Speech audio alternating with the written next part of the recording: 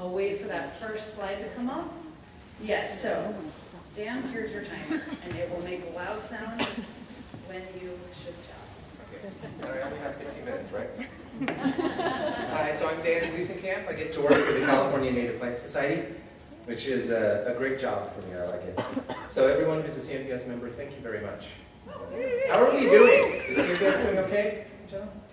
Okay, well, we'll try and do better. We'll double down on it. Okay, so this isn't so much a talk as it is kind of an announcement. I wanted to let people know about something.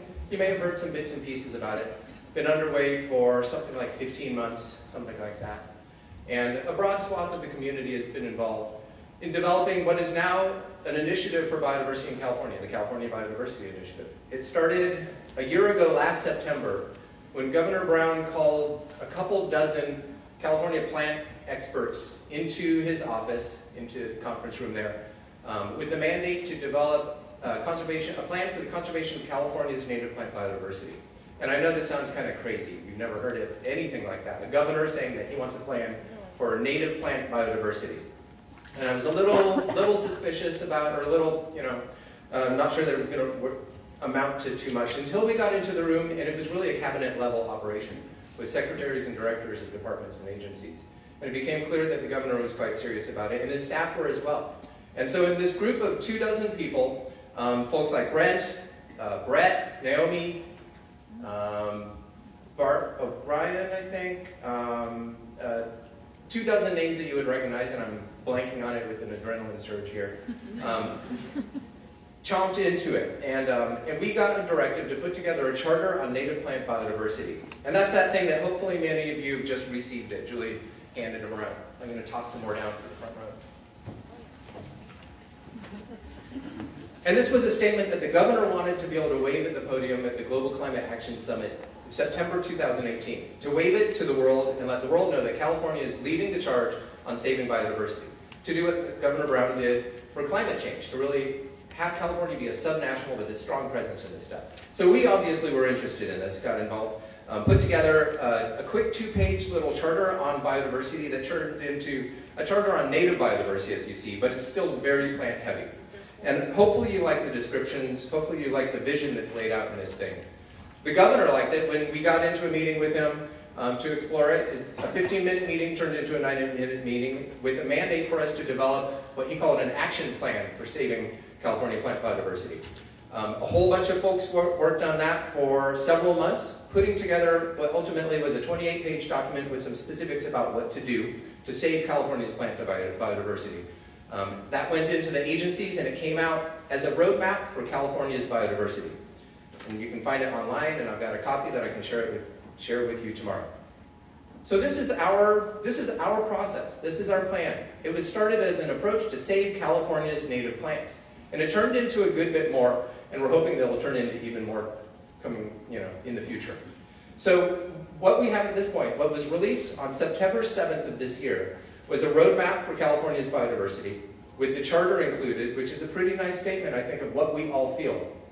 Accompanying it was an executive order declaring International Biodiversity Day, and also one declaring California Biodiversity Day, and then an executive order with a signing, basically a signing statement for the SB 100. SB 100 mandates 100% renewable energy and 100% net emissions, zero net emissions by 2020. 2045, I think. And, sorry, yeah, right. Yeah, and the signing order of that says, but this shall be accomplished without harming California's native plants and biodiversity and communities. So this is really something like a dream come true, and it's been a bit crazy, and we need help. The community that put this together was very good, but it was very small. There's a lot of really good ideas out there that did not make it into this. We put together a roadmap, which is a very broad description of what we should do. And let me tell you, it's weirder than you would think when the governor says, what do you need to save California's plant biodiversity? We told him what we thought, and it went into the roadmap. It's things like map all of California's native plants, map California's vegetation, get good maps of what we have. Use those to prioritize places for protection, the Important Plant Areas Initiative. Seed bank the entire flora as a hedge against extinction. And all while we're doing this, do it in such a way that we engage broad communities, diverse voices, and that every Californian has a role to play in this. That's the roadmap. That's the broad thing. We also wrote down a lot of specifics that got edited out in the process. And we need to maintain those specifics and find new ones. We have a roadmap, but specifically what do you want to do? Specifically what do you want to do to save California's native plants? That's where we need to pick up now. Oh no. And so, if you can advance to the slide, I got 10 more seconds. I'm asking you to get involved. Advance the slide, come on people. There you go. Go to that. It's on a CNPS website, but it's not a CNPS project. We're hosting a sign-on page for California scientists to sign on to the charter. When you do that, you have a chance to say that you want to be involved in ongoing planning that Brent Mischler is doing to figure out the specifics that we are going to do going forward. There's a lot of money behind this, a lot of opportunity, and we might not get it again. So I'm hoping that everyone will get involved. Thank you.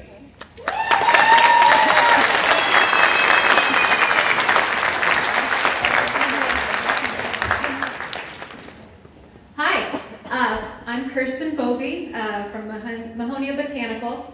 That Kirsten Bovey that you see up there, she was at a Chinese food restaurant 2 nights ago, eating Chinese food and being sad that she couldn't be here representing this. And she opened up her fortune cookie and it read, "A great pleasure in life is doing what others say you can't."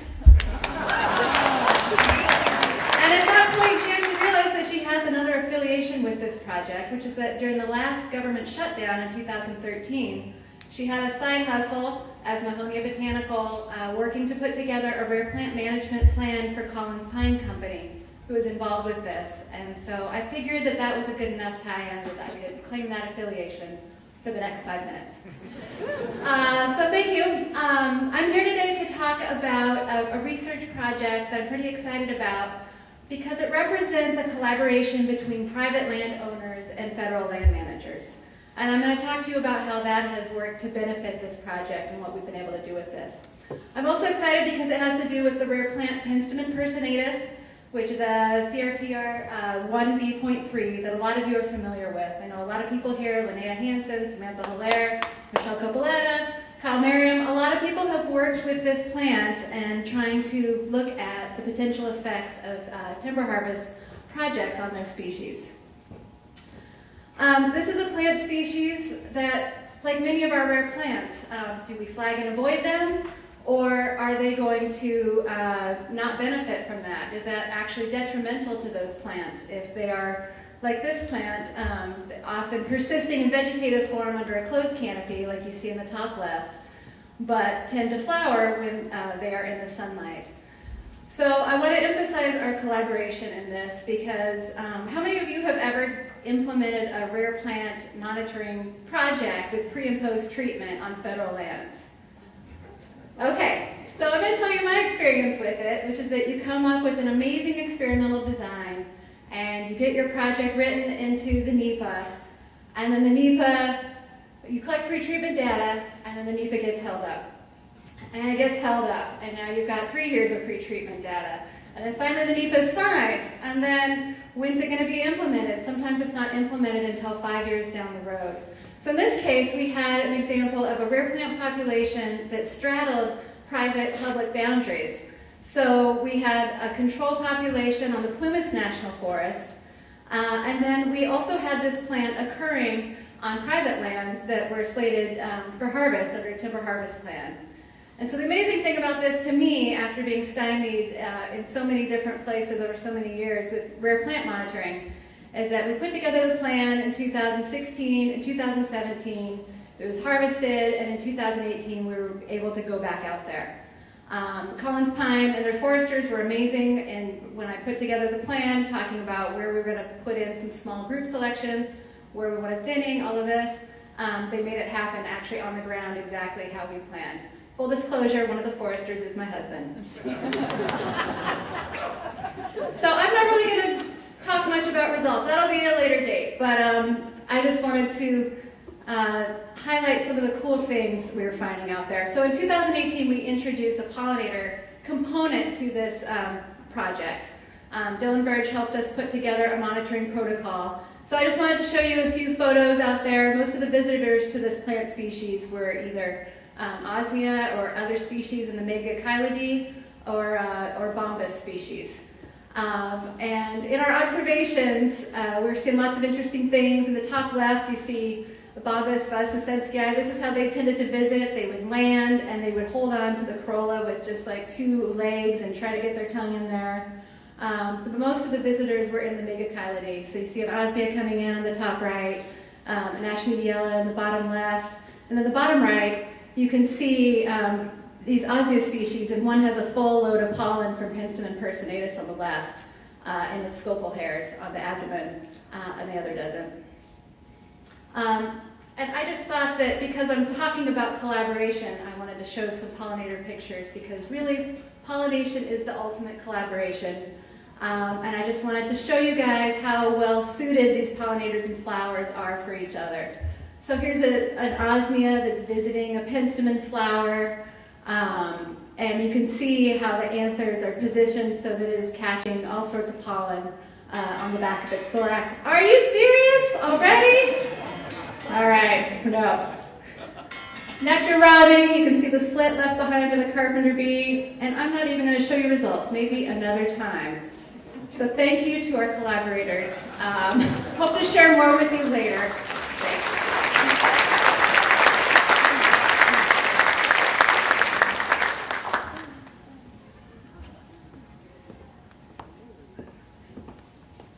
Hi, I am Rob Toms. I had to alter my name tag because someone inserted an A, thinking Rob Thomas, the lead singer of Matchbox 20, would be here. If you're expecting him as the headliner, you're sadly stuck with me. I'm from Stillwater Sciences. We have a whole key of botanists here with us, and we have a table over there, so you can come visit us there. Today I'm talking about using UAVs to monitor vegetation. And UAVs are a friendlier word for drones. When I hear drone, I still think of covert military operations. So UAV stands for Unmanned Aerial Vehicle. And the reason we're using these, the problem is collecting cover data in difficult to access habitats. So here my coworker Emmeline is tromping through a whole bunch of Schonoplectus and Tule overhead. You can't see through it, you don't know what is beyond it, whether you're trying to map vegetation or get cover estimates for a specific species or perhaps an invasive weed. It's really useful in areas of tidal influence, diffuse channel networks, and walking on. You don't need to walk on mud flats with those funny things that maybe some of you have. And so this is one example.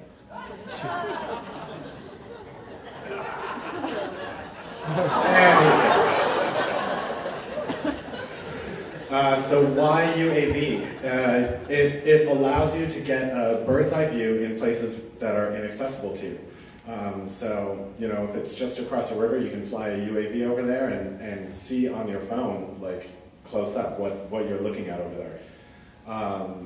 Or if you're veg mapping, it can fly a pre-programmed route, and it can cross over. It doesn't care where the channels are, and it doesn't care, you know, what vegetation might be in the way.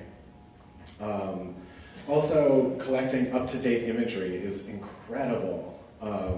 And you can time it to be specific, to specifically capture a certain phenology. Like if you wanted to track Lepidium latifolium, you could catch it in bloom and estimate the cover and extent change from year to year. It's easily repeatable. It's a pre-programmed route, and you can overlay year after year to track changes. It reduces the human impact in the field, whether you're in a sensitive habitat or tracking weed seeds around. And if you're doing a comprehensive flight, which is collecting imagery for your entire project area, then it eliminates the need for extrapolation. It eliminates the need for determining how many plots and transects to put in. These are some of the systems. We have a multi-copter or a fixed wing. And these are the sensors down here, which, you know, can be a camera or sensor because it's more than just a camera too. And you choose those based on your desired resolution, multispectral capabilities, and weight. Weight reflects the flight time. The multicopters are better for small and medium sites, and the fixed wing is better for large sites. And just for a comparison of some imagery, we've got the publicly available NAPE imagery at 60 centimeters per pixel. And then we can fly at 5 centimeters per pixel, so you're actually starting to see, you can tell it's plant matter. 1.5 centimeters per pixel, and 0.5 centimeter per pixel. And now we can actually tell that this is a Schonoplectus patch and Ludwigia. And we can actually get down to 1/3 centimeter per pixel. And you can also see, these were all collected at the same time, except for the NAPE, which is 2 years old. And so the channel location changed because this was a revegetation effort. So another point for collecting new imagery. Some of the applications that we have for this are weed management planning, getting baseline conditions. Like I said, repeated mapping. We've used it for mitigation success, tracking habitat quantity and changes over time. And we can also use NDVI classification to aid in automated interpretation. And we have a poster upstairs, so you can come visit us tomorrow morning, 8:30.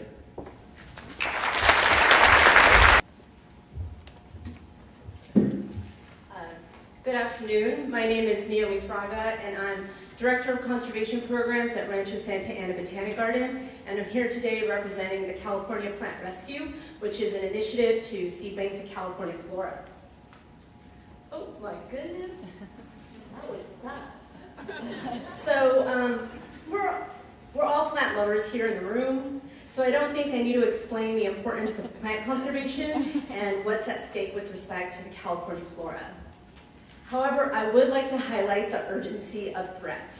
We have immediate threats like a whole landscape scale change due to habitat modification and development, and with that we have to act with a sense of urgency, but we also have threats like climate change, which leave us with looming uncertainty. We don't exactly know how the species we know and love will respond. And it also exacerbates other threats like wildland fire and all these other things. And so extinction is a very real thing that we have to contend with and think about in our near future. You may have heard in the news about Lonely George. Lonely George was a Hawaiian tree snail who died this month, January 2019. And with his death followed the extinction of his species. So that species is now functionally extinct on the planet. However, the cells of Lonely George have been saved and are currently in the frozen zoo in liquid nitrogen at San Diego Zoo Global. And so there is hope or some chance that Lonely George and that species is not fully lost to our planet. It also turns out that Lonely George was a hermaphrodite, so that adds some special benefit to saving one individual cells. So we know much has been lost, but we also know that much remains. And so we have a chance to act swiftly to really do some important conservation work on behalf of our flora. And we also know that we estimate about 22 taxa presumed extinct within the California flora. And we hope that some of those might actually be rediscovered, but we also want to do everything we can so we don't lose any additional species native to California and the world. And so that's where the California Plant Rescue comes in. This is a collaborative initiative of many botanical institutions across our state who are systematically working to seed bank the California flora. We're focusing on the state of California, but also the California Floristic Province, which includes northwestern portion of Baja California. And we're doing this through field work and also through establishing long-term seed banks, which is really critical to securing, in a very cost-efficient way, a large amount of genetic diversity off-site to safeguard against extinction. So this is really critical work to advance long-term conservation of our flora. And so these are our partners who are currently working with us. It's a great, wonderful number of institutions, and we formalized our effort in 2015. So we're a fairly new initiative, but we've made some really important gains, which I'll talk about. but we're working under global goals. So we have global goals guiding our work. And so this is, we're working under the Convention on Biological Diversity and the Global Strategy for Plant Conservation, and we're focusing on objective or target 8, which is that we'll seed bank 75% of the most threatened taxa native to our region. And so for us, we're focusing on the California Native Plant Society, those with the rare plant rank of 1B. And so you can see our goals here, that when we did this analysis in 2014, we only had 30% seed banked, and then now we're currently at 50%. So just in those few short years, we've made substantial gains, and we're hoping to get to 75% by the year 2020. And with that, we still have large geographic gaps. So the green polygons are rare plant records in the CNDB. The white dots are those seed accessions that we currently have that are geo-referenced. And you can see there's a small cloud of white there in Southern California, but we've really got to expand this across the state and fill in those geographic gaps. So this today is a call to action. We're on to 2020, and I'm here to solicit partnerships. We need additional funding to really move forward this effort. This is part of that biodiversity initiative that Dan talked about that we really want to advance for the California flora. And so with that, if you want to learn more, you can visit at caplantrescue.org, and you can contact me at nfraga@rsabg.org. Thank you.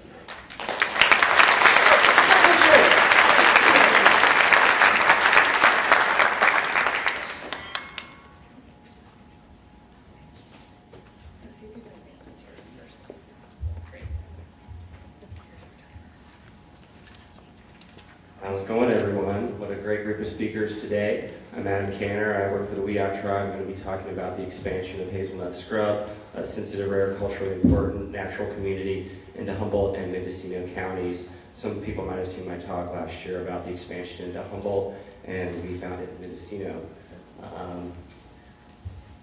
One day while hanging out in some Calamagrostis nubensis meadow, I came across some stunted dwarfed hazelnut, which kind of blew my mind about what I thought I knew about northern coastal scrub.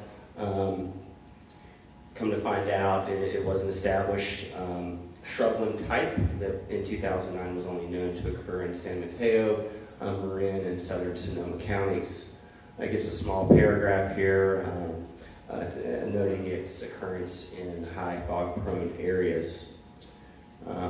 This is pretty exciting. This is about a 200-mile extension of the vegetation type with a pretty big gap in there. Goodness. Immediately I sort of wondered about whether or not this was an anthropogenically derived vegetation type. Hazelnut is critically important to basketry, fish weirs, regalia for many northwestern tribes. There's ethnographic evidence of hazelnut management by the Weock tribe. And another case for veg mapping and sampling, a 1999 HSU thesis failed to note hazelnut even in their species list in multiple transects of coastal scrub from Cape Mendocino to Delaware County. Here's some kind of examples of hazelnut scrub in the prairie spruce ecotone, a really beautiful hazel-dominant shrublands.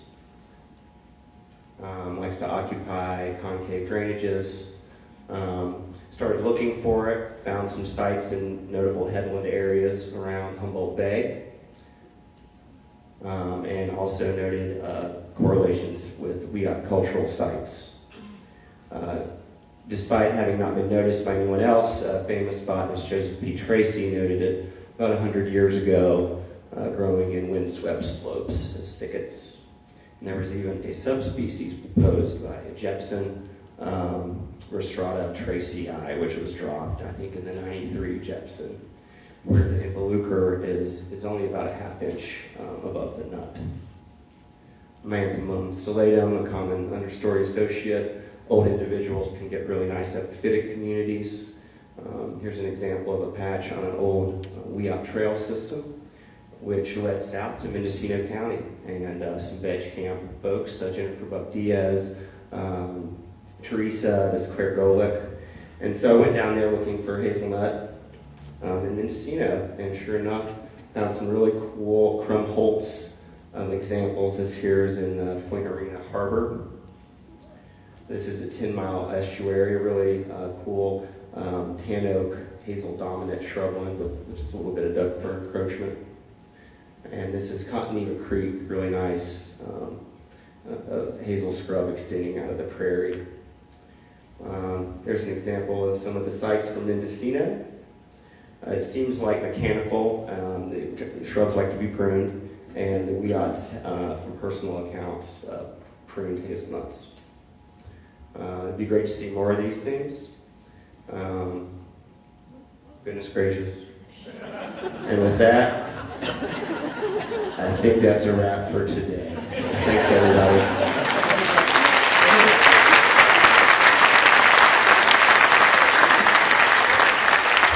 That's a record of 36 slides in less than 5 minutes. Good job. All right, let's thank again all the lightning talk speakers.